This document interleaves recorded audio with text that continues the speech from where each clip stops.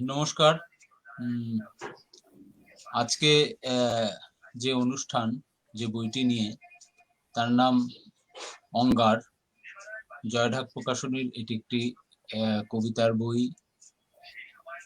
মূল বইটি অঙ্গর, জসিন্তা কেরকেট্টার লেখা। সেটা অনুবাদ করেছেন তুষ্টি ভট্টাচার্য।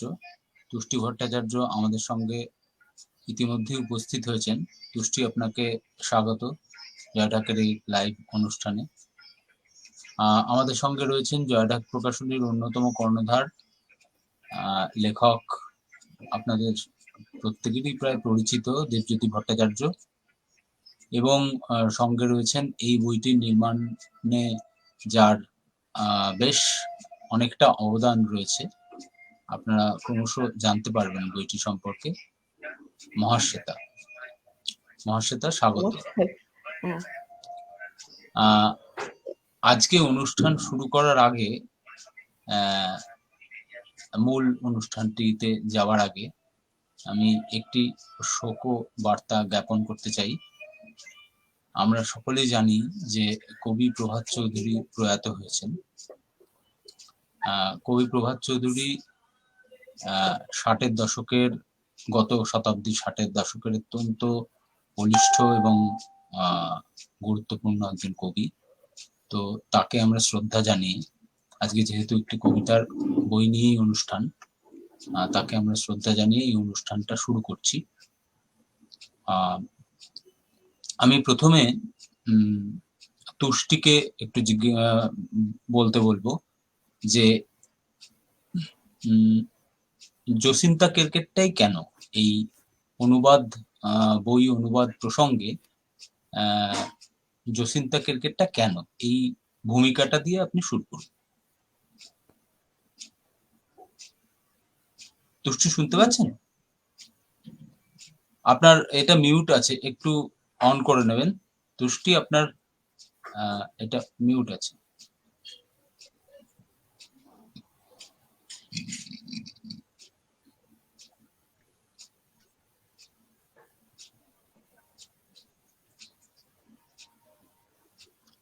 তুষ্টি, শুনতে পাচ্ছেন? আপনার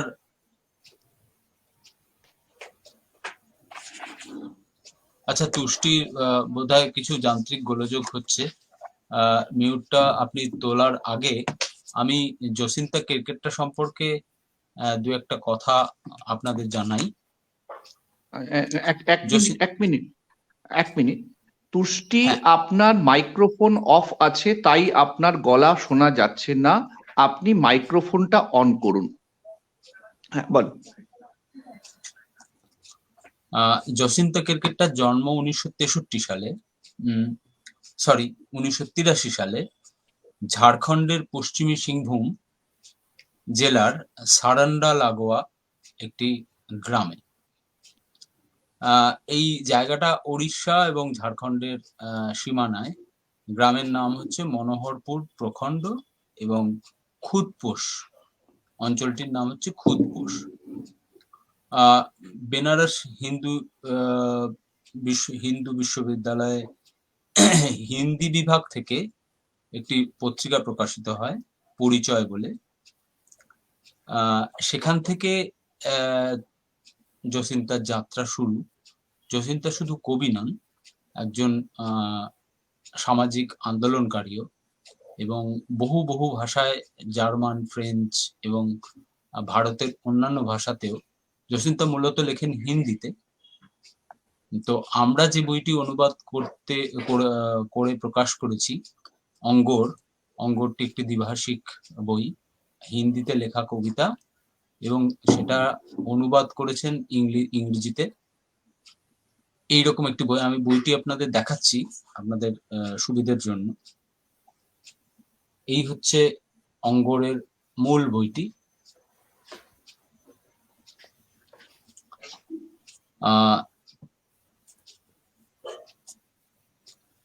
তুষ্টি আবার বোধহয় মানে যিনি অনুবাদিকা, তার কিছু যান্ত্রিক গোলযোগের জন্য সমস্যা হচ্ছে। আরেকবার তাকে অ্যাড করে নিচ্ছি। তুষ্টি, এবার শোনা যাচ্ছে? আপনার আপনার হ্যাঁ, তুষ্টির মাইক্রোফোনটি মাইক্রোফোন অন মিউটে হয়েছে। রয়েছে। না, না দেখুন, হয়নি, আবার হ্যাঁ, দেখি। আপনার যে পর্দাটার একদম নিচে একটা মাইক্রোফোনের ছবি আছে, পর্দার একদম তলায় একটা মাইক্রোফোনের ছবি, একটা ক্যামেরার ছবি, মাইক্রোফোনটার ওপরে একবার আঙুল ছোঁয়ান, ওটা কাটা চিহ্ন আছে, ওটাকে কাটা চিহ্নটা সরিয়ে দিতে হবে, বা কাউকে একটু ডাকুন, সাহায্য করবে। হ্যাঁ, শান্তনু চলো। হ্যাঁ, 2014 সালে Jharkhand indigenous peoples forum for her poetry, এখানে উনি একটি অ্যাওয়ার্ড পান। 2014 সালেই ন্যাশনাল লেভেল ইউএনডিপি ফেলোশিপ পান এবং প্রেরণা সম্মান ছোটনাগপুর কালচারাল অ্যাসোসিয়েশন থেকে। 2015 সালে Ravishankar Upadhyay memorial youth poetry award পান একজন তরুণ কবি হিসেবে। এবং এখন প্রেজেন্টলি উনি একজন ফ্রিল্যান্স জার্নালিস্ট হিসেবে কাজ করছেন এবং তার পাশাপাশি এই কবিতা কবিতা কর্ম, আমি বলবো কবিতা রচনার থেকেও আমি বলবো কবিতা কর্ম, সেই সেই কবিতা কর্মে ব্যাপৃত আছেন। তো আমরা তুষ্টিকে জিজ্ঞেস করেছিলাম কেন জসিন্তা কেরকেট্টা, সেই উত্তর হয়তো এই যান্ত্রিক ত্রুটির পর তুষ্টি আমাদের দিতে সমর্থ হবেন। তার আগে আমি এই বইটির সঙ্গে জড়িত থাকার সুবাদে, এই বইটির নির্মাণে জড়িত থাকার সুবাদে দেবজ্যোতি দাকে একটি প্রশ্ন করব যে, দেবজ্যোতি শোনা যাচ্ছে? হ্যালো, ওখানেও হয়তো কিছু যান্ত্রিক ত্রুটি হয়েছে। এই বইটিতে একটা খুব বিশেষত্ব হলো যে এই বইটি, মানে মূল বইটির শেষে বেশ কিছু পরিচয় জ্ঞাপক শব্দ রয়েছে। তো সেটা যখন আমরা দেখছিলাম, যে এই পরিচয় জ্ঞাপক শব্দটা যখন আমরা দেখছিলাম, শব্দগুলির অর্থ ইত্যাদি আমরা দেখছিলাম, আমাদের একটা ভাবনা কাজ করছে। আচ্ছা, সেই ভাবনা আপনাদের কাছে বলার আগে দেবজ্যোতিদা আবার কানেকশনে এসেছেন। আমি দেবজ্যোতিদার কাছে প্রশ্নটা ছিল যে, তুষ্টি আমাদের হয়তো জানাতে সমর্থ হবেন যে কেন জসিন্তা কেরকেট্টা। ঠিক একই প্রশ্ন আমি আপনার কাছে রাখছি, দেবজ্যোতিদার কাছে রাখছি, যে কেন জসিন্তা কেরকেট্টা আমরা জয়ঢাক প্রকাশন এই বইটি করতে সম্মত হলো বা প্রয়াস পেল।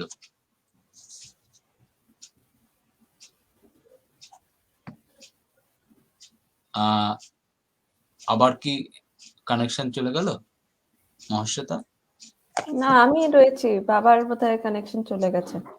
ও আচ্ছা, যতক্ষণে ওরা ফিরে আসবেন আমরা একটা কাজ করি, আমরা জসিন্তা কেরকেট্টার একটা কবিতা বরং পড়ি, সেটা অনেক ভালো হবে। কাজে দেবে। আমি প্রথমে হিন্দিতে কবিতাটা পড়বো, তারপর তুষ্টির একটি অনুবাদ, সেটা আমরা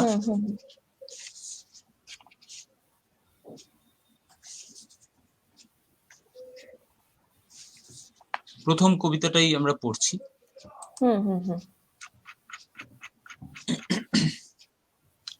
गांव की एक शाम, वो लकड़ी ढोकर उतरती है पहाड़ से, उसके पीछे धीरे धीरे सूरज भी उतरता है।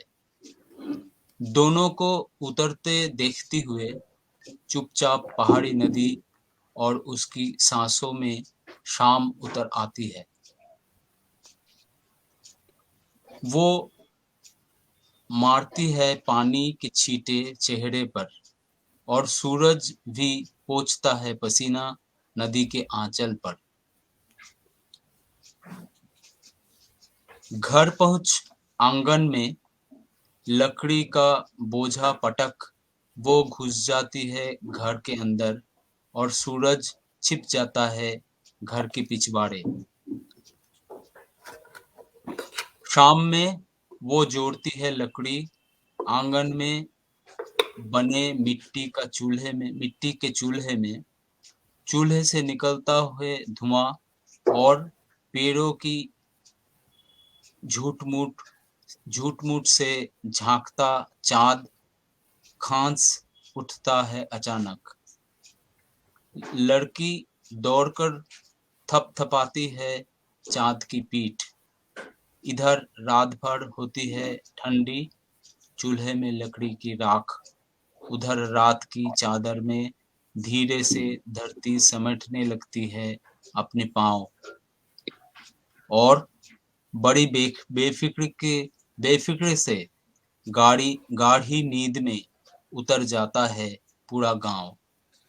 আমাকে মার্জনা করবেন, আমার হিন্দি উচ্চারণ ততটা স্পষ্ট নয়, ভালো নয়, সেজন্য মার্জনা করবেন। আমি অনুবাদটা এবার আপনাদের শোনাচ্ছি। গ্রামের এক সন্ধে, ও কাঠ কুড়িয়ে পাহাড় থেকে নামছিল, ওর পিছনে ধীরে ধীরে সূর্যও নামছিল। শোনা যাচ্ছে ধীরে এবার? ধীরে, হ্যাঁ, এক মিনিট। হ্যাঁ, ধীরে ধীরে সূর্যও নামছিল। চুপচাপ দুজনকেই নামতে দেখে পাহাড়ি নদী আর তার শ্বাস প্রশ্বাসে সন্ধে নেমে আসে। পাহাড় থেকে নিচে নেমে পাহাড়ি নদীতে নিচু হয়ে নিজের মুখের জলের ঝাপটা মারে ও। আর সূর্য তার ঘাম মোছে পাহাড়ি নদীর আঁচলে। বাড়ি পৌঁছে উঠোনে কাঠের বোঝা ফেলে ঘরের ভেতরে চলে যায় ও। আর সূর্য বাড়ির পিছনে লুকিয়ে পড়ে। সন্ধেবেলায় ও দাওয়ায় মাটির উনুন জ্বালায়, কাঠ গুজে দেয় তাতে। উনুন থেকে ধোঁয়া বেরোয়, আর গাছের আড়াল থেকে উকি দেওয়া চাঁদ বিষম খেয়ে আচমকা কেসে ওঠে। মেয়েটি দৌড়ে গিয়ে চাঁদের পিঠ থাবড়ে দেয়। এদিকে সারা রাত ঠান্ডা হতে থাকে উনুনের কাঠের ছাই, ওদিকে রাতের চাদরে মুড়ে ধীরে ধীরে পৃথিবী নিজেকে গুটিয়ে ফেলতে থাকে। আর খুব নিশ্চিন্তে গভীর ঘুমে তলিয়ে যেতে থাকে পুরো গ্রাম। তো মূল কবিতা এবং মূল কবিতার অনুবাদ এই রকম। আমি আবার সেই প্রথম প্রশ্নটায় ফিরে যাব এবং তুষ্টিকে জিজ্ঞেস করব যে কেন জসিন্তা কেরকেট্টা? দেখুন, জসিন্তার আমি প্রথম একটি খবরের কাগজের রিভিউতে ওর কবিতার সম্বন্ধে পড়লাম। পড়ে আমার মনে হলো যে একজন আদিবাসী মেয়ে, যিনি স্বশিক্ষিত, নিজের চেষ্টায় তিনি এতখানি পড়াশুনো শিখেছেন, তার বাবা মার সহায়তা কখনো পেয়েছেন, কখনো পাননি। আমার জীবন সম্বন্ধে পড়ছিলাম একটু, তারপর ইন্টারনেটের বিভিন্ন সাইটে ওর কবিতা খুঁজে খুঁজে পড়লাম। আমার প্রচন্ড, আমি কেন কি জানি, মানে সবসময় তো সঠিক কারণটা বোঝা যায় না যে কেন আমি ওর ওপর আকৃষ্ট হলাম। হয়তো ওর সহজতা, হয়তো ওর সরলতা, মানে কবিতাগুলোর মধ্যে কোনো রকম মেকিং নেই, একদম খাঁটি গন্ধ। মনে হচ্ছে যেন ওর মনের ভেতর থেকে মানে উনি নিজে চেষ্টা করে লেখেননি, অটোমেটিক রাইটিং আর কি মনে হয়েছিল পুরোটাই। তাছাড়াও ওই যে বললাম, জঙ্গলের গন্ধ, গ্রামের গন্ধ, মাটির গন্ধ, সঙ্গী বিদ্রোহ, আগুন, এই যে প্রতিবাদ মুখরতা, একটা ওর প্রত্যেকটা কবিতা শুরু হচ্ছে অসম্ভব একটা নিস্পৃহ ভাবে। মনে হচ্ছে যেন খুব সাধারণ কিছু বলতে শুরু করেছেন, একদম মানে কিছুই বলতে চাননি হয়তো, প্রথমটা মনে হতে পারে। তারপর ধীরে ধীরে কবিতাটা যত এগোচ্ছে, উনি একটা যে বিষয়টা নিয়ে বলতে চাইছেন তার একদম গভীরে ঢুকে গেছেন। মনে হচ্ছে যেন কি বলবো, ধরুন ওই সেই বাজারে যাওয়ার, যে একটা বাচ্চা মেয়ের সঙ্গে যাচ্ছে বাজারে, সেই কবিতাটার উদাহরণটা যদি দিই, এই দেখো আমার এই বাজারে এসছি কি না, আমি জল কিনবো, আমি বৃষ্টি কিনবো, এর মূল্য কত, এই যে বলাটা এত অসম্ভব রকম, মানে আমাকে ছুঁয়ে দিল। মনে হলো এই অনুবাদগুলো আমাকে করতেই হবে। মানে আমি তখনও জসিন্তাকে চিনি না, জানি না, মানে চিনি না জানি না, এখনো হয়তো সামনাসামনি ওনার সঙ্গে আমার দেখা হয়নি, কিন্তু তবু এই সোশ্যাল মিডিয়ার মাধ্যমে কিছু কথা হয়েছে পরবর্তীকালে, কিন্তু যখন আজ 4-5 বছর আগের কথা বলছি, তখন আমি ওর কিছুই জানতাম না, শুধুই ওই নিজের আগ্রহে অনুবাদ করা শুরু করি। করে প্রথমে আমি একটি ওয়েবে দিই, তারপর ধীরে ধীরে সেখান থেকে অনেকেই জানতে চান। আম, হ্যাঁ, মূল কবির আসলে জসিন্তা একটু অসুস্থ হয়ে পড়েছেন। উনি কালকে আমি বলেছিলাম, ওর গলা ব্যথা, প্রচন্ড কাশি, এক নাগাড়ে কথা বলতে পারছেন না, নইলে উনি নিশ্চয়ই আসতেন। পরে আবার কখনো উনি আসবেন, কথা দিয়েছেন। আচ্ছা, এইখানে এই বইটার নির্মাণ কাজের সঙ্গে যেহেতু দেবজ্যোতি দাও খুব ওতপ্রোতভাবে জড়িত ছিল, তো দেবজ্যোতি দার কাছ থেকে আমি জানতে চাইবো যে এই বইটির কি এমন বিশেষত্ব যার জন্য জয়ঢাক প্রকাশন না, বই আমি করলো। আগে একটা একটু অনুমতি নিচ্ছি। আমি এই বইটা কেন করলাম সেটা আগে আমি বলি। হ্যাঁ, তো সেটা আমরা প্রথম আমি, ফিরবো, আচ্ছা আচ্ছা, তুষ্টি। ঠিক আছে, আগে হ্যাঁ, দেবজ্যোতিটা বলুন। আমি দেবজ্যোতিদাকে একটু জানতে চাইবো যে জয়ঢাক আমি প্রকাশন কেন এই প্রকাশনের বইটি প্রকাশনের তরফ থেকে হুম। তরফ হ্যাঁ। থেকে। প্রকাশনের তরফ থেকে যখন এই ম্যানুস্ক্রিপ্টটা আমার ডেস্কে এলো, তার ঠিক আগে বই তৈরি আমরা ঠিক 5 সাল এখন যারা শালাভাবে তাদের সঙ্গে পরিচিত, এই একটু বইটি পড়েছেন কথাটা অথবা না তার একটু কেটে কেটে আগের যে যাচ্ছে। ইংরেজি ভাষায়। হ্যাঁ, এইবার ঠিক আছে। এবার ঠিক আছে? হ্যাঁ, যারা এবার ঠিক ভার্লাম আছে। শালামভের সঙ্গে পরিচিত, এই আমাদের অনুবাদটি পড়েছেন অথবা অন্য কোনো সোর্সে পড়েছেন, তারা একটা জিনিস খুব ভালো করে জানেন যে ভয়ঙ্কর নিষ্ঠুর ভাবে যে মানুষকে ব্যবহার করে, যে হৃদয়হীন একটা রাষ্ট্রযন্ত্র যে মানুষকে যেভাবে ব্যবহার করে যায়, সামান্যতম দুর্বলতা পেলেই যে তাকে পিষে দেয় কিভাবে, তার বর্ণনা যখন কলিমা টেলসের সেই গুলাগের কাহিনীতে ভার্লাম বারবার বলছেন, এক অদ্ভুত নিস্পৃহতার আবরণে কিন্তু নিজেকে ঢেকে রাখছেন। ঢেকে রেখে সেই গল্প খুব খুব স্বাভাবিকভাবে বলছেন, তারপরও বন্দুকটা তুললো, ওর পিঠে একটা গুলি করে দিল আর বললো ওকে কেউ ধরিস না, আর আমায় ডেকে বললো গুলিটা আমি তোকে মারতে চেয়েছিলাম কিন্তু তুই তো ওখানে পা বাড়ানোর হিম্মতই করলি না রে। খুব কুললি বলে চলে যাচ্ছেন। এই যে একটা নির্লিপ্ত ভাবে ভয়ঙ্কর সত্যকে বলে দেয়া, এর মধ্যে একটা তীব্র প্যাসিভ অ্যাগ্রেশন রয়েছে। এটা একটা স্টাইল, একটা বিশেষ স্টাইল। জসিন্তার কবিতাগুলো প্রথম পড়েই, কয়েকটি কবিতা পাতা উল্টে পড়ে কিন্তু আমি প্রকাশক এবং পাঠক দুজন তরফ থেকেই দেখেছিলাম যে ওই যে রাশিয়ান সাহিত্যে গুলাগে বসে থাকা একজন মানুষ যে প্যাসিভ অ্যাগ্রেশনের মধ্যে দিয়ে তীব্রভাবে এবং সিধে বলে দিয়ে গেছেন কথাগুলো, তার একটি ভারতীয় সংস্করণ এখানে হয়েছে। কিন্তু সেটা হয়েছে আমার মতে শালামভের থেকে উৎকৃষ্ট পথে, কারণ তার শব্দের প্রচন্ড মিতাচারিতাতেও সেই একই অভিঘাতকে নিয়ে আসছে। এই জিনিসটা এই বইটাকে আমার সর্বপ্রথম আকর্ষণ করেছিল। আর তারপরে যেটা হয়েছিল যে কবিতা যে অস্ত্র, সেটা এই মুহূর্তের বাণিজ্যিক কবিতা চর্চা আমাদের ভুলিয়ে দিতে বসেছে।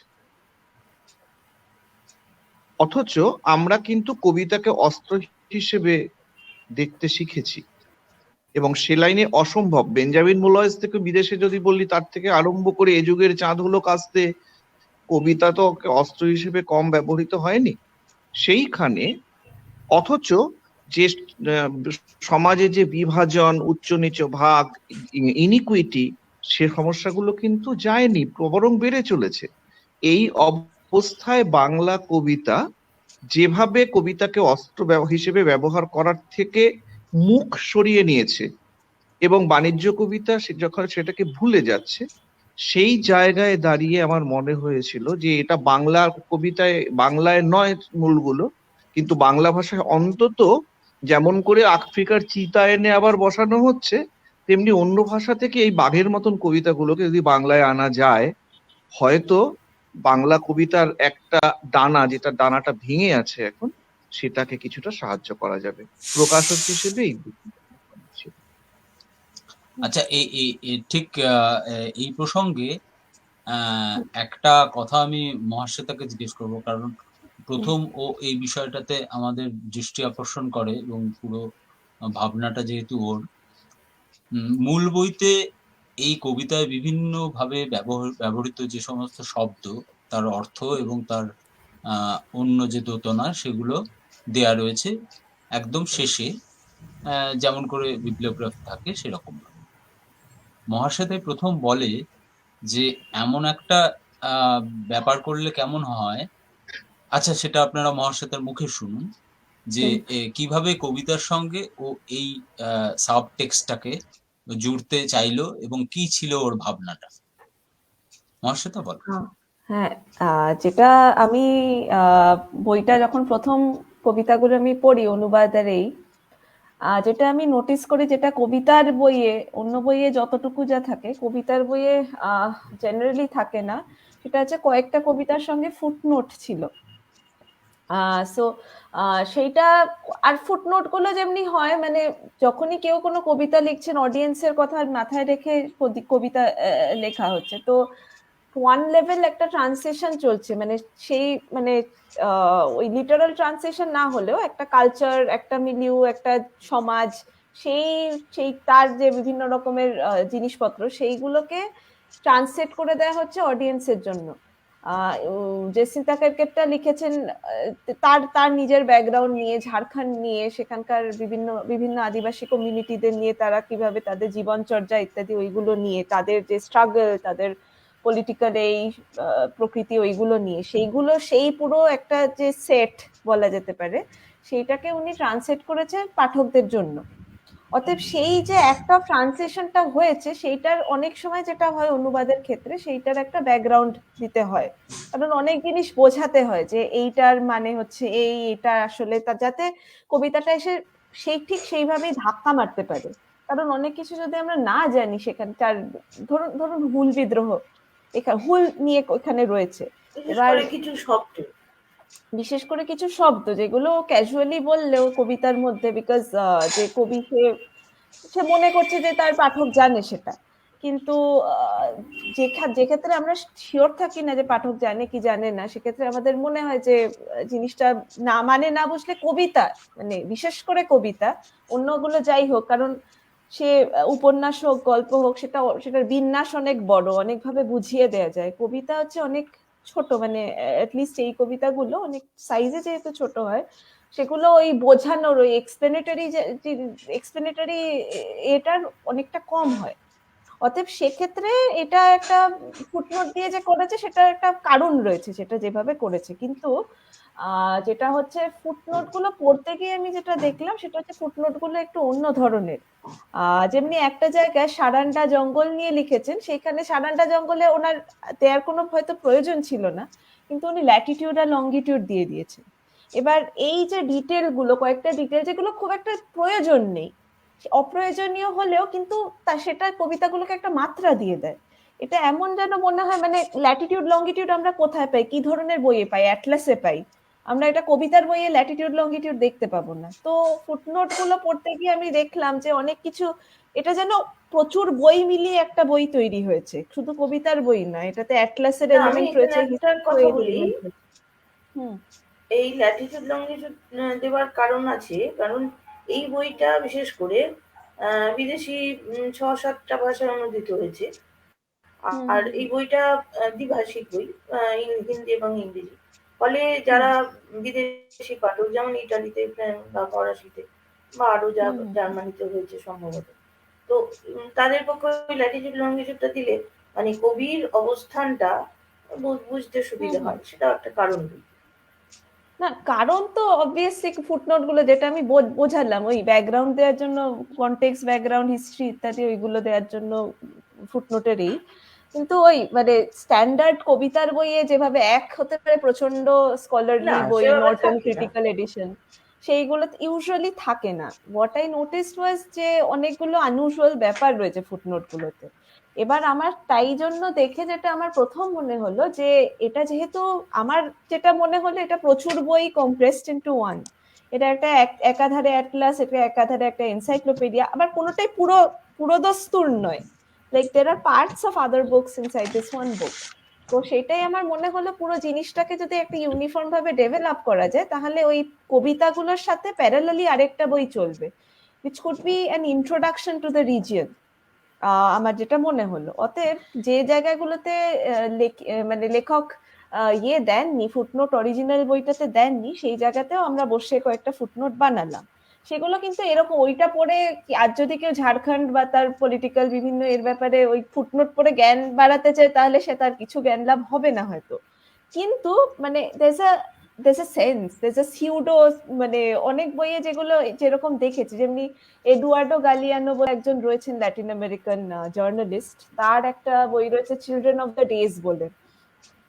তো সেইখানে ক্যালেন্ডারের প্রত্যেকটা দিন ধরে ধরে সেখানে কোনো একটা হিস্টোরিক্যাল ইভেন্ট, সে দস্তয়েভস্কির মৃত্যু, দস্তয়েভস্কির ফাঁসি হতে পারে একটা দিনে, অন্য একটা দিনে কি জর্জিয়া ওকিফের জন্মদিন, যে ছবি আঁকতেন, ফুলের ছবি আঁকতেন, তো ওই রকম ধরে ধরে। এবার ওইটা পড়ে যদি কেউ ওয়ার্ল্ড হিস্ট্রি জানতে চায় সে হয়তো কিছু জানতে পারবে না, কিন্তু কিছু একটা জানতে পারবে সে, তার একটা উপলব্ধি হবে। অ্যাট দ্য সেম টাইম বইটা এমন ভাব করছে যেন বইটা একটা ক্যালেন্ডার, অথবা এই যে পুরোনো মিডিভাল যে বুক অফ ডেজ হতো ওইরকম একটা। তো এই একটা ফর্ম আমি অনেক বইতে দেখেছি, তো সেটা বেশ আমার মজাই লাগতো। যেমনি আরেকটা এক্সাম্পল দিতে পারি, হারমান মেলভিলের মবি ডিক, এটা তো সবাই পড়েছে। সেটার মধ্যে ন্যারেটিভ একদিক থেকে গল্প চলছে, মাঝে মধ্যে চ্যাপ্টারের মধ্যে কিভাবে তিমি মাছ শিকার করা হয় তার তালিকা ইত্যাদি, যেন মনে হচ্ছে 19th সেঞ্চুরি কোনো একটা বই পড়ছি, গাইড বই পড়ছি। অতএব অনেক ফর্ম, বিভিন্ন ফর্ম মিশিয়ে যে বই তৈরি হয়, এগুলো আমি ইংরেজিতে বা অন্যান্য ভাষা থেকে ইংরেজিতে অনুবাদ অনেক পড়েছি। বাংলায় মানে আমার অ্যাটলিস্ট পড়া হয়নি, নিশ্চয়ই রয়েছে। কিন্তু এইটা দেখে আমার মনে হলো এটা ওইভাবে করা যেতে পারে। অতএব যে কবিতাগুলোর ফুটনোট ছিল না সেইগুলো বসে বসে বিভিন্ন নিউজ পেপার থেকে বিভিন্ন স্ট্যাটিস্টিক্স দেখে বিভিন্ন ওই করে ওই ওই ওই কনটেক্সটটা আমরা দেওয়ার চেষ্টা করেছি। এটার মেন উদ্দেশ্য কিন্তু ইনফরমেশন দেয়া নয়, এটার মেন উদ্দেশ্য হচ্ছে ওই রকম একটা মিক্সড ফর্ম দেয়া বইটাকে, যেন যাতে বইটার মধ্যে যে বিভিন্ন অন্য বই রয়েছে সেইগুলোর একটা মানে এক্সপ্রেশন দেয়া। তো আশা করছি মানে এটা একটা না, আমি আইডিয়া। আমি মহাশ্বেতার একটা কথা ওকে মনে করে দেবো, তখন বলেছিল আমাকে, আমি এটা খুব মনে করে হ্যাঁ, করে হ্যাঁ, রেখেছি যে বলবো। ও একটা হ্যাঁ, চমৎকার কথা বলেছিল শুরুতে। হ্যাঁ, সেটা হচ্ছে যে এই বইটা যখন পড়া হবে, কেউ শুধু কবিতাগুলো পড়তে পারে, অর্থাৎ হুম, একটা কবিতার বই সে পড়লো। আবার কেউ শুধু ওই প্যারালাল টেক্সট গুলো পড়লো, যেন সেটা একটা ফ্লোয়ে চললো, মানে সে হয়তো হুম, হুম, কবিতাগুলো নাও পড়তে পারে। অর্থাৎ এইমাত্র যে ও কথাটা বললো যে অনেকগুলো বইয়ের সমাহার যেন এটা একটা। হুম, আর হুম, কবিতা তো আমরা বিশ্বাস করি যে কবিতা আসলে সবকিছুকে এ, জুড়ে থাকে, মানে এনকম্পাস সবকিছুকে করে, ঘিরে হ্যাঁ। থাকে, এনকম্পাস করে, রাইট। তো এই বইটার ফর্ম এবং এই বইটা অন্তরঙ্গ এবং বহিরঙ্গে যেন সেই রূপটা পায়। তো আমি তুষ্টিকে এবার বলবো, তুষ্টিকে থামিয়ে দিয়েছিলাম তখন, যে আমরা এই একটা পরিভ্রমণ শেষ করে এসে জসিন তার কবিতা নিয়ে আপনি কিছু বলছিলেন তখন, প্লিজ।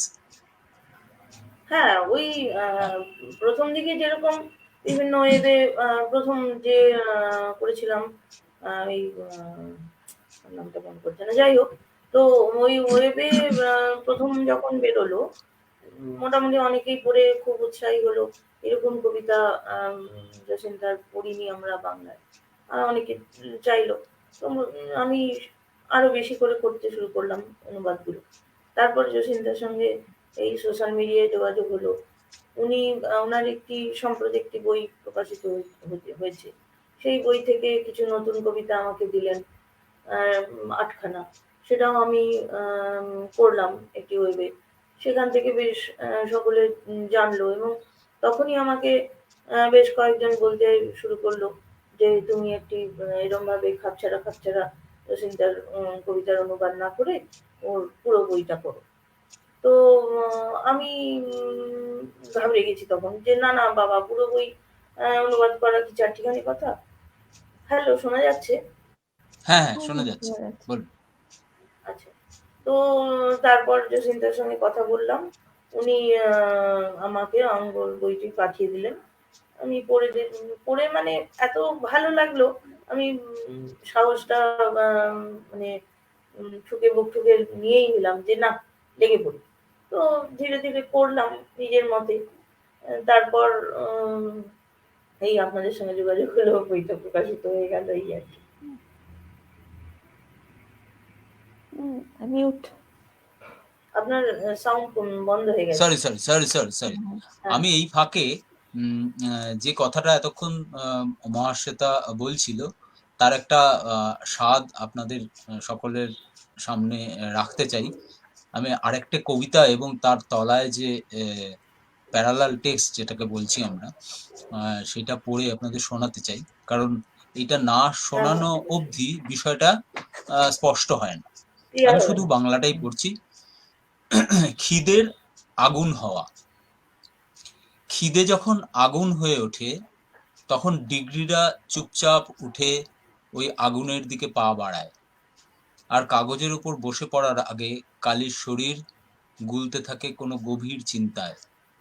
তখন রাতভর খাটিয়ার দড়িকে মনে হয় আরো কর্কশ, যেন ওই খোঁচাখুচির পরেও জীবন বারে বারে উঠে আবার চলার চেষ্টা করছে।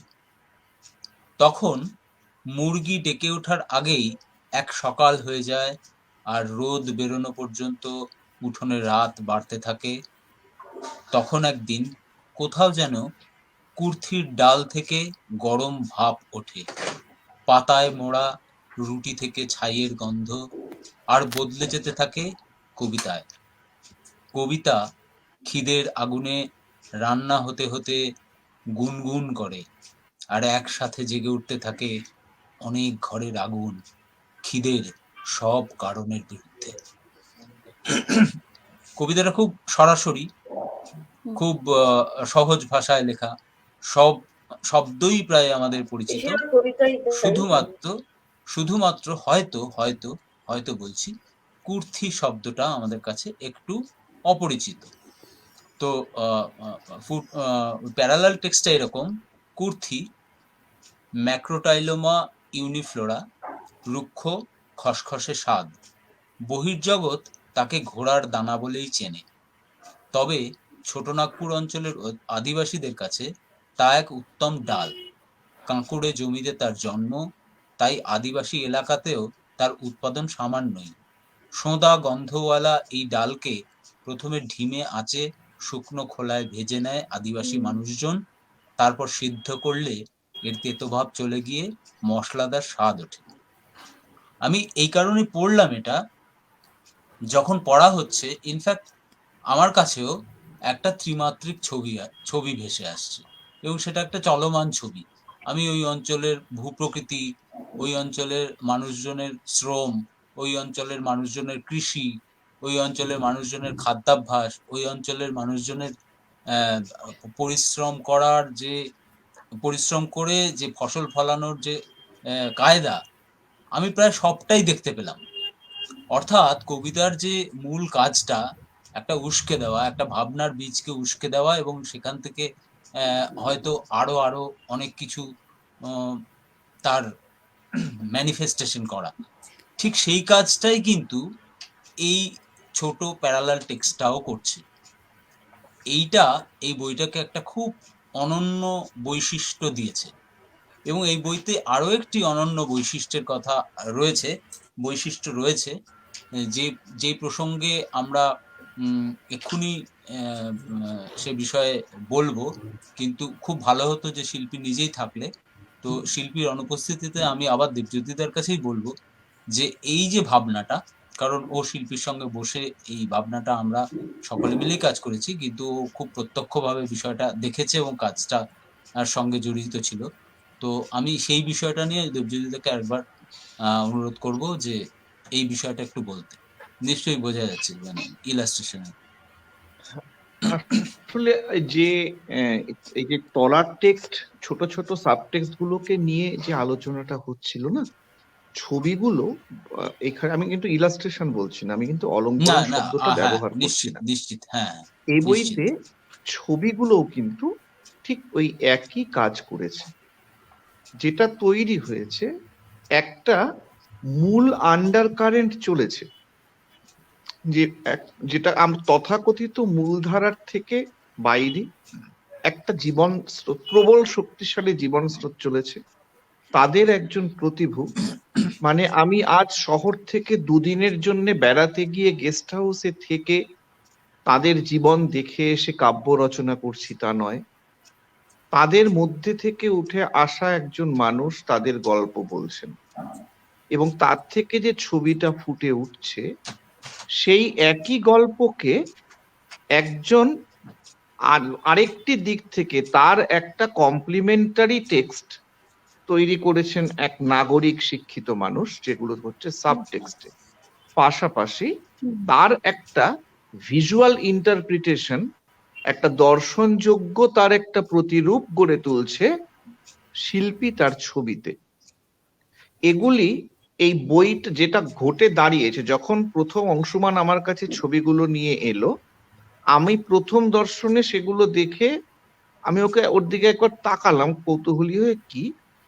তখন ও আমাকে বলল, দেবজ্যোতি দা, এগুলো তো এক একটা কবিতার সঙ্গে হিসেব করে বসানো কোনো মানে নেই। আমি বুঝলাম যে আমিও ঠিক পথেই আন্দাজ করছি, তার কারণ ছবিগুলো দিয়ে ও আরেকটি অঙ্গার লিখেছে। অঙ্গার বইটির যে অন্তঃসলীলা স্রোত, সেখানে তাদের জীবন, যন্ত্রণা এবং প্রবাহ, এই তিনটেকে যেভাবে মানুষটি ধরেছেন, এই অংশুমান একজন অত্যন্ত প্রতিভাশালী শিল্পী। আর 2 নম্বর হচ্ছে অংশুমানের একটা সুবিধে, ও একটি আন্তর্জাতিক খাদ্য সুরক্ষা কোম্পানিতে কাজ করে, ওই ইউএন এর। সেই কল্যাণে ও কিন্তু এই অনগ্রসর, খেতে না পাওয়া বিভিন্ন জাতিগোষ্ঠীর মধ্যে ভারতে ও ভারতের বাইরে নিবিড়ভাবে তাদের মধ্যে থেকে কাজ করে, তাদের থেকে খায়, থাকে, ঘুমোয়, করে কাজ করে। ফলে ওর কিন্তু এই ছবিগুলো, ওর এই কবিতাগুলো ওর কাছে যে ছবিগুলো তুলে এনেছিল, দেখলাম একরাশ ছবি ও সেই জায়গা থেকে এঁকেছে।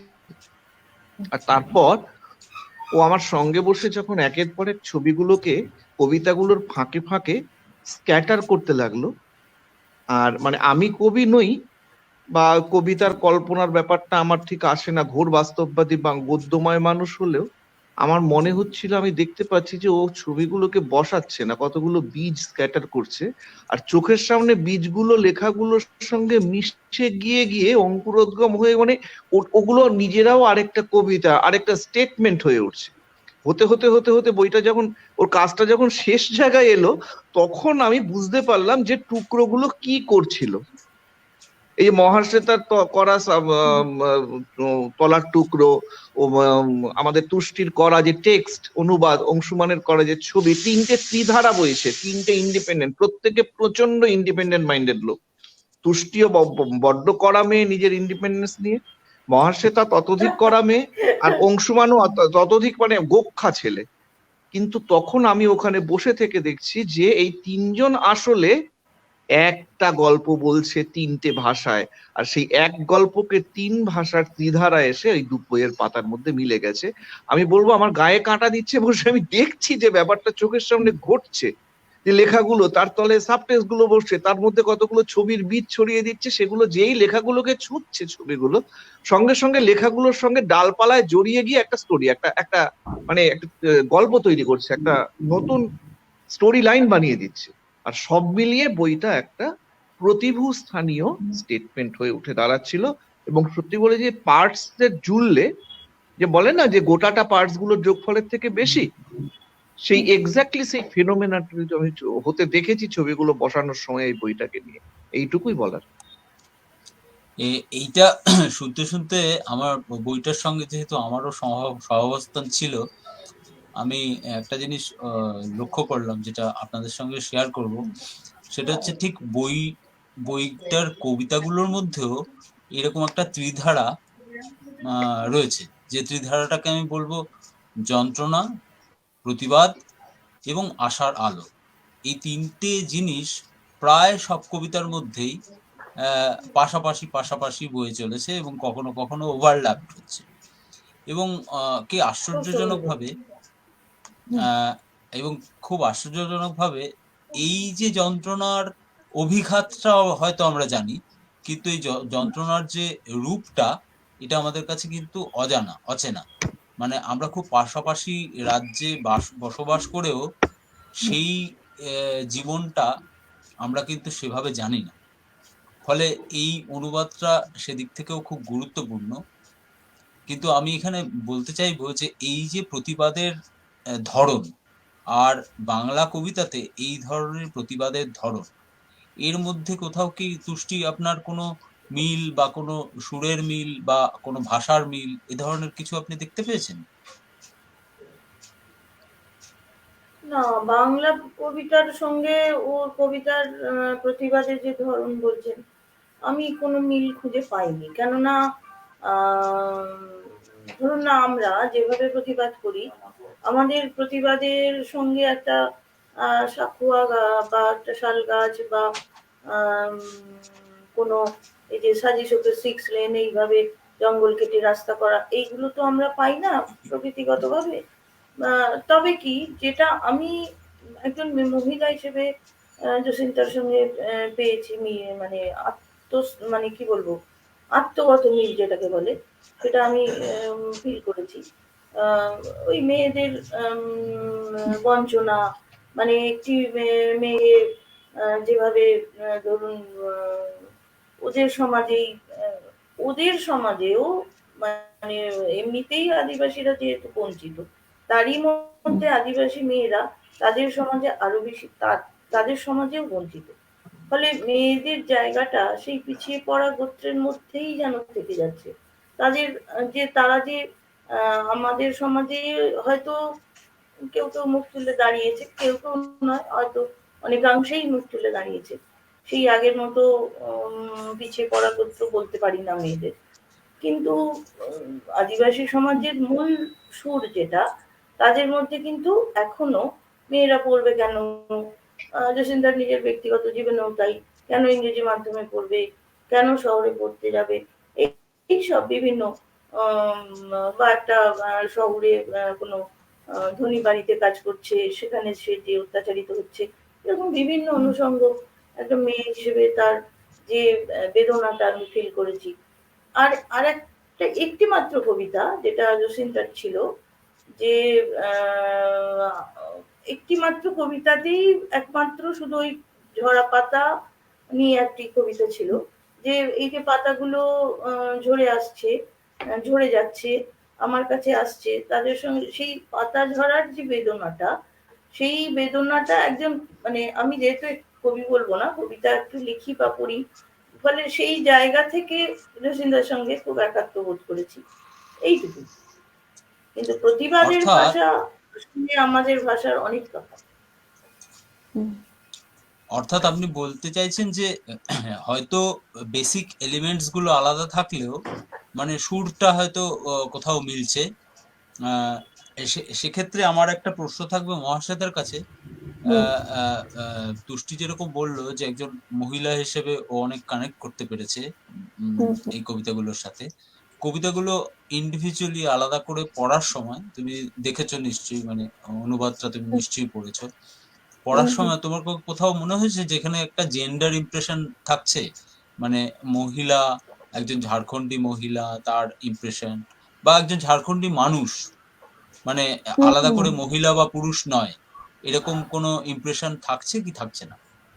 হ্যাঁ হ্যাঁ, যথেষ্টই থাকছে আমার যা ধারণা। আর মহিলা জেন্ডারের বিষয়ে বলতে গেলে কালেকশনের একদম শেষের দিকে 4-5টা বোধহয় কবিতা হচ্ছে ওই এক্সক্লুসিভলি মেয়েদের কি, মেয়েদের বিভিন্ন রকমের অভিজ্ঞতা নিয়ে, বিভিন্ন তারা কি ফেস করে, তাদের বঞ্চনা ইত্যাদি অত্যাচার ওইসবের ব্যাপারে বেশি। তো যেটা মজার ব্যাপার হলো সেটা হচ্ছে যে এতগুলো আমরা ফুটনোট একসাথে বানিয়ে ফেললাম ধরে ধরে প্রত্যেকটাতে, ওইখানে যখন এলাম তখন ওইটার ফুটনোট খুঁজে পাওয়া বা মানে চিন্তা করা বা বানানো হুম। খুব টাফ হয়ে গেল হঠাৎ করে। কারণ ওইটাই কোথাও এসে এক্সপিরিয়েন্সে লাগলো, মনে হলো ওটা একটা আবেগের ব্যাপার, ওটা একটা জিনিস, মানে হয়তো আমার নিজের বাস্তবের থেকে তার বাস্তবটা অনেকটাই দূরে, অনেকটাই আলাদা।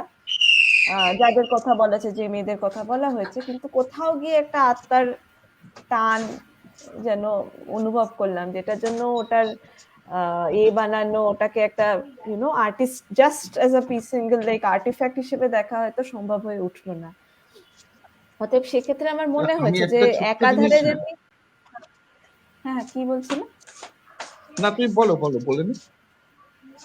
না Yes, তো চালু হয়। একাধারে যেমনি ওটা আহ, দেখা যাচ্ছে যে হ্যাঁ অনেক স্পেসিফিসিটি রয়েছে, ওটা যে একটু ঝাড়খণ্ড থেকে এসছে, আদিবাসী কমিউনিটি, মহিলা একজন, তার বিভিন্ন অভিজ্ঞতা নিয়ে হচ্ছে, সেটা আলাদা আমাদের থেকে।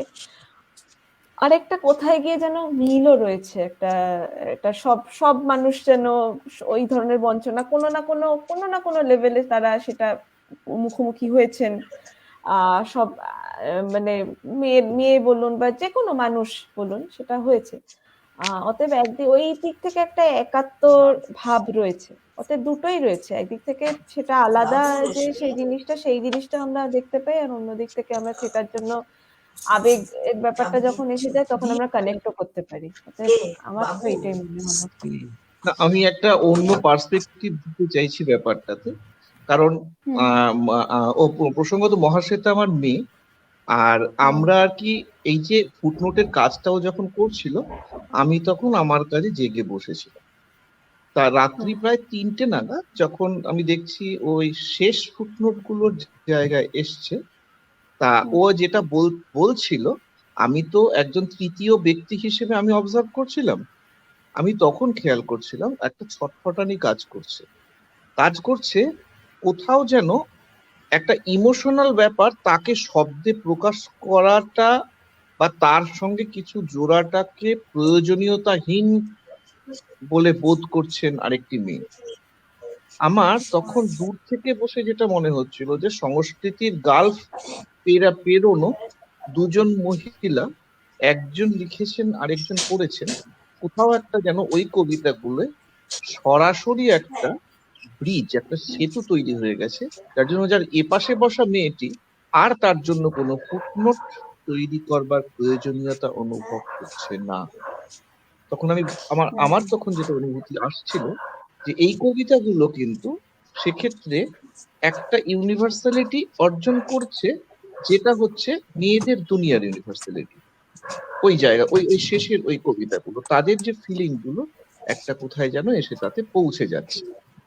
এইটাই আমার জোরার ছিল, কারণ আমি অবজারভার, আমি যে পার্ট দেখেছি আমার অবজারভারের ভঙ্গি বিন্দু থেকে বললো। আসলে আমার যেটা মনে হয় যে একটা কবিতা যখন একজন পড়েন, আরেকজন মানুষ পড়েন, তখন তার কাছে আবার কবিতাটি লিখিত হয়। তার কারণ তিনি যখন কবিতাটি পড়েন তখন হুম তার সঙ্গে সেই কবিতার একটা সম্পর্ক তৈরি হয়। তিনি আবার কবিতাটাকে নির্মাণ করতে থাকেন, তিনিও আবার নতুন করে নির্মাণ করতে থাকেন। ফলে আহ, আহ, মানে মানুষ ভেদে, পাঠক ভেদে সেই কবিতাটার আলাদা আলাদা অভিঘাত তৈরি হয়। যেমন যখন একজন শিল্পী এই কবিতাগুলোকে নিয়ে কাজ করছেন, তখন তিনি যেভাবে তার আহ, আহ, তার যে এক্সপ্রেশন দিয়েছেন, বা যিনি ফুটনোট নিয়ে কাজ করেছেন তিনি যেভাবে এক্সপ্রেশন দিয়েছেন, আহ, এই সমস্ত খণ্ড খণ্ড বিষয়টাও কবিতা, আবার এগুলো সমগ্রটা মিলিয়েও একটা কবিতা। এবং কেউ, কোনো একজন পাঠক যখন একটা কোনো কবিতা পড়েন, তখন তার নিজের মনের মধ্যে যে অভিঘাত তৈরি হয়, যার এক্সপ্রেশন ভাষা বা অন্য কোনোভাবে সম্ভব না, তিনি শুধুমাত্র নিজেই অনুভব করতে পারেন, সেটাও কিন্তু একটা কবিতাই। আমার মনে হুম হয় যে এই যে বিষয়টা, সেই কারণে ওই যে দেবজিৎদা বলছিলেন না যে আমি দেখতে পাচ্ছি যে এর মধ্যে একটা ছটফটানি, সে এক্সপ্রেস হুম করতে পারছে না। আসলে ওইটাও একটা কবিতার বীজ, যেটা এই হুম। এই পাঠক তার মনের মধ্যে ধারণ করে। তো আমার মনে হয় আমরা শেষের এখানে দিকে আমি এসে একটা কথা বলি, হ্যাঁ, মহাশ্বেতা, বলুন বলুন। এই যে প্রথম যখন আপনি জিজ্ঞেস করলেন যে কেন জসিন্তা, ঠিক মহাশ্বেতা যে বলছে, মানে দেবজিৎ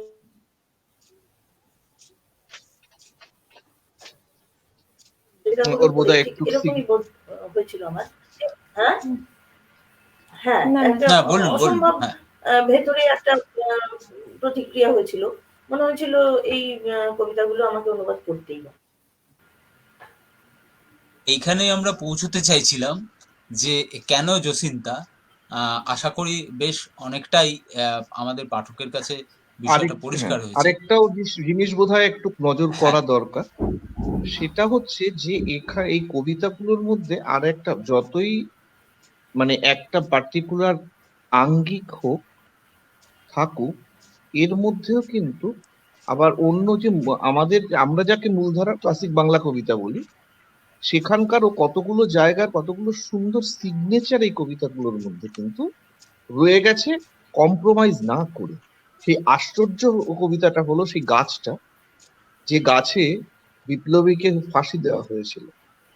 মজা হচ্ছে পুরো একটা কবিতা, আমি কবিতাটা আর এখন পড়ে, হ্যাঁ এখানে কবিতাটা পড়ে মোটেই আমি শোনাবো না, পাঠকরা পড়বেন।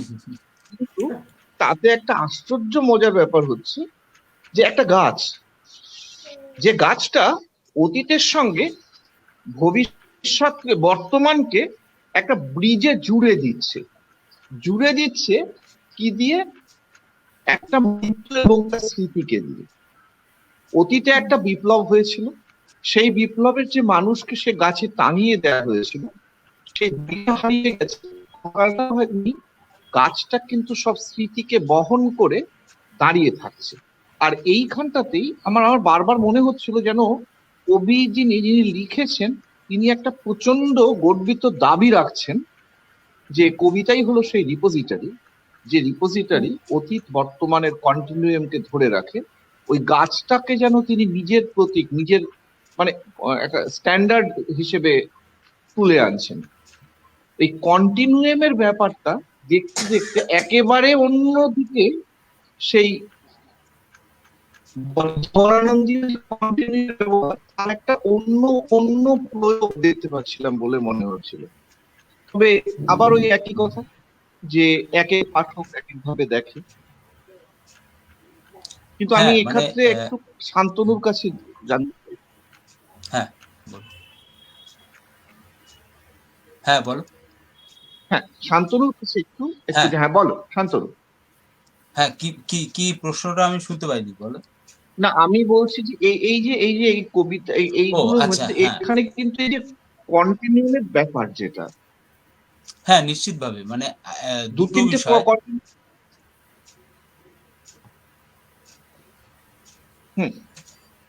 হ্যাঁ, না দুটো বিষয় এখানে মনে হয়েছে যে কবিতাগুলো আমরা বলেছি যন্ত্রণার, বলেছি প্রতিবাদের, এবং সেই দারিদ্র এবং অত্যাচার ইত্যাদি এই সবগুলো তো খুব স্বাভাবিকভাবে কবিতাতে এসছে, কিন্তু কোথাও কবিতাতে খুব উচ্চকিত ব্যাপারটা নেই, খুব সফটনেস আছে, এবং একটা ইতিহাসকে মর্যাদা দেওয়ার, মানে শুধুই যে আজকেই এই প্রতিবাদটা তৈরি হচ্ছে তা তো নয়, বহুদিন থেকে এই প্রতিবাদের একটা ধারাবাহিকতা চলে আসছে, তাকে একটা সঠিক বা সমমর্যাদা দেয়া এবং সেই লেগাসিটাকে বহন করে চলা।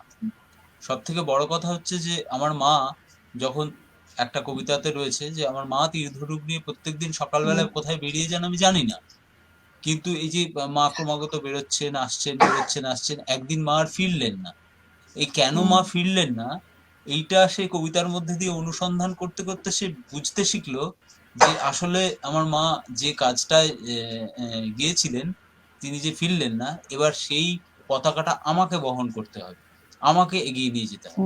এটা একটা কন্টিনিউয়াস, যেটা দেবজিৎদা এক্ষুনি বলছিলেন যে এই যে কন্টিনিউয়ামটা, সেটা যে কোনো ফর্মেই হোক, আমি আমার মানে আমার পরবর্তী প্রজন্মকে বাজারে নিয়ে গিয়ে শেখাচ্ছি, দেখাচ্ছি, দেখো এইখানে একটা নদী ছিল, এইখানে একটা গাছ ছিল, এখানে একটা জঙ্গল ছিল, সেই জঙ্গলটা আমরা হারিয়ে ফেলেছি।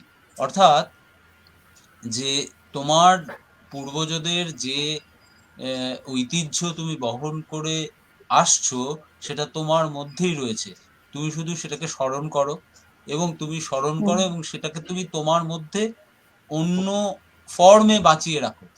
কারণ সে তো আবার নতুন করে সেই নদীটা তৈরি করতে পারবে না, বা নদীটা তৈরি করার চেষ্টা করতে পারবে না, সে জঙ্গলটাকে খানিক বাঁচিয়ে তুলতে পারে, সেই গোটা জঙ্গলটাকে আবার সেই আগের মতো করে তৈরি করতে পারবে না, কিন্তু সে কিছুটা জঙ্গলটাকে এগিয়ে দিতে পারে।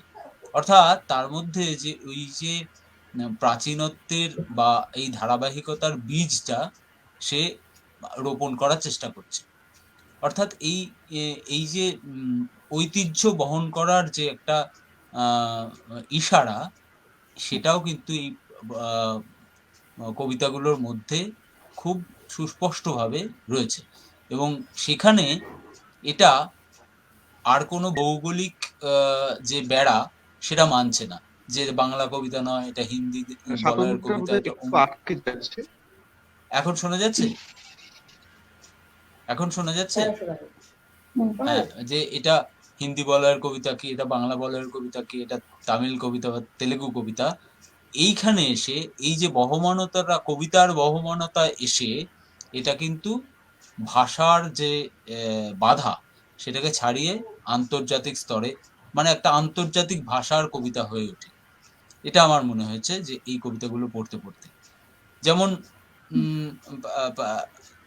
বাজারে গিয়ে আমরা, সে যখন কিনে দিতে চাইছে, দোকানি যখন বলছে যে কি চাই, তখন সে যেটা তুষ্টি শুরুতেই বলেছিলেন যে আমাকে একটু আকাশ দাও, আমাকে আর দু একটা ঝর্ণা দাও, আমি এগুলো নিয়ে একটু জঙ্গল, অর্থাৎ তার স্মৃতি খুঁড়ে খুঁড়ে সে সেই এলিমেন্টস গুলোকে আবার বাস্তবে ফিরিয়ে আনতে চাইছে, আবার প্রতিষ্ঠা করতে চাইছে। কিন্তু ওই কবিতাতে কিন্তু আরেকটা পয়েন্ট, ওই কবিতা আরেকটা পয়েন্ট আছে, খেয়াল করেছো? হ্যাঁ, বলো। সেটা হচ্ছে উনি কিন্তু এই পরের প্রজন্ম দিচ্ছে না, দাও বলছেন না, খুব আশ্চর্য একটা শব্দ ব্যবহার করেছেন, সেটা হচ্ছে বাজার এবং কেনা। ঠিক ঠিক ঠিক, সে কিনে নিতে চাইছে, সে সেই বাজার থেকে সেই তার স্বপ্নকে কিনে নিতে চাইছে, মানে অ্যাজ সিম্পল অ্যাজ দ্যাট। এবং সেটা বুনে দিচ্ছেন কোথায়? তার পরবর্তী প্রজন্ম, কারণ সেই প্রজন্মের হাত ধরে সে নিয়ে গেছে। তিনি জানেন যে তার সময় তো শেষ হয়ে আসছে, এবার তার লেগাসি আবার আরেকজনকে বহন করতে হবে। কিন্তু সেই লেগাসি বহন করার মধ্যে হতাশার ব্যাপারটা কি আসছে, যখন বলছে যা আমার ন্যাচারাল রাইট তাকে আমায় কিনতে হবে?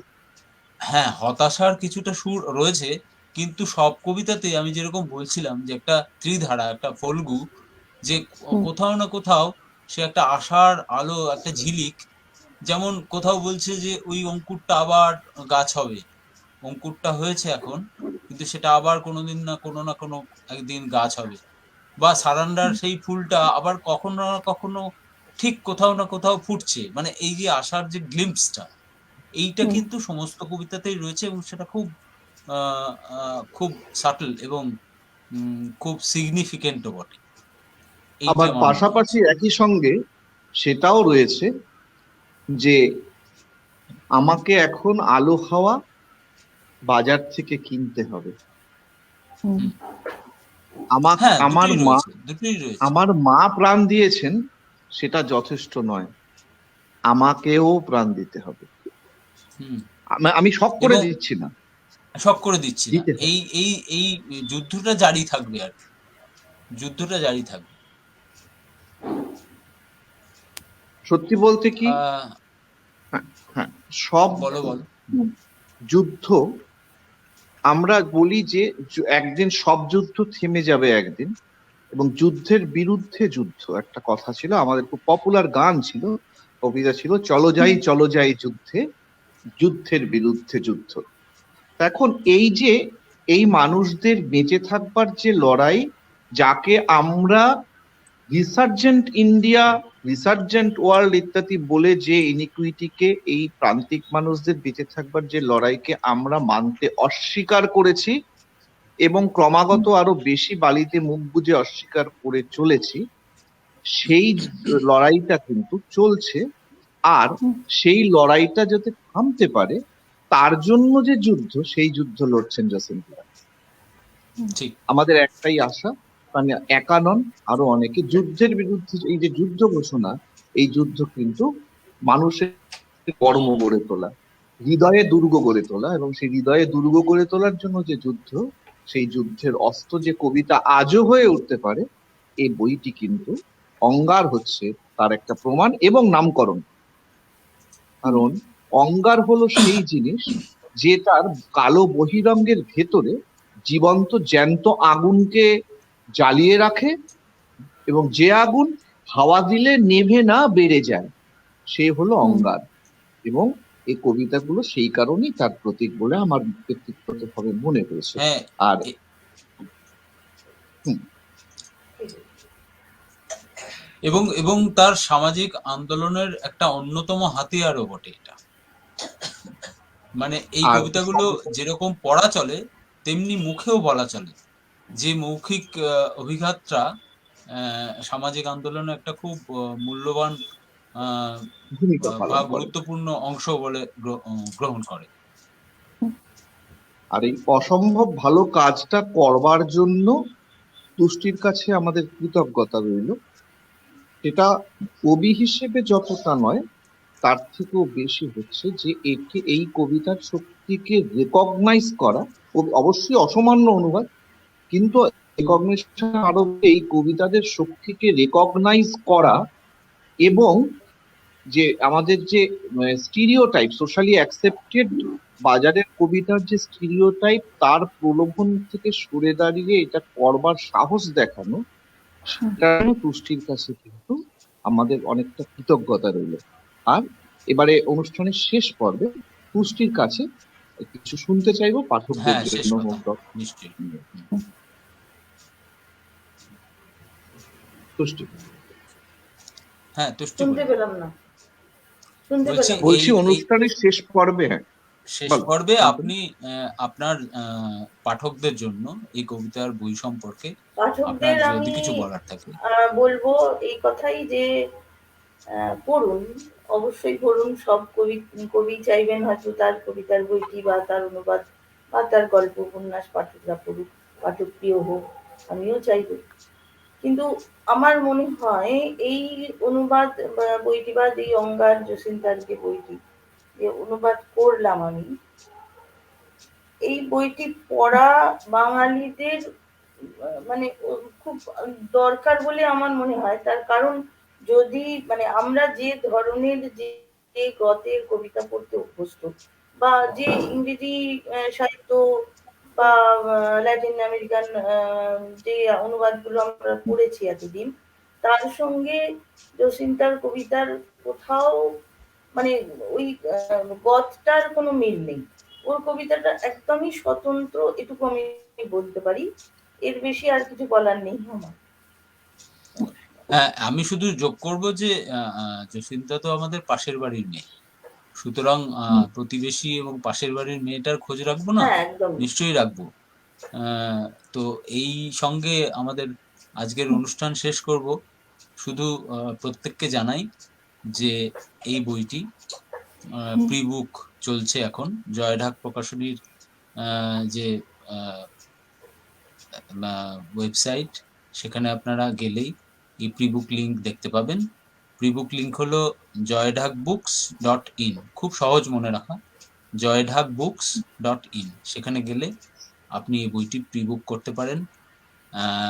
আমাদের কলকাতা বইমেলা যে সময় শুরু হওয়ার কথা ছিল, অর্থাৎ 31শে জানুয়ারি থেকে, তার মধ্যেই আমরা বিনা ডাক খরচে, এখন যদি আপনি প্রি বুক করেন, বিনা ডাক খরচে বইটি আপনাদের বাড়িতে পৌঁছে দিতে সমর্থ হব। আপনারা আমাদের সঙ্গে থাকবেন। ধন্যবাদ। শুভরাত্রি। শুভরাত্রি। শুভরাত্রি।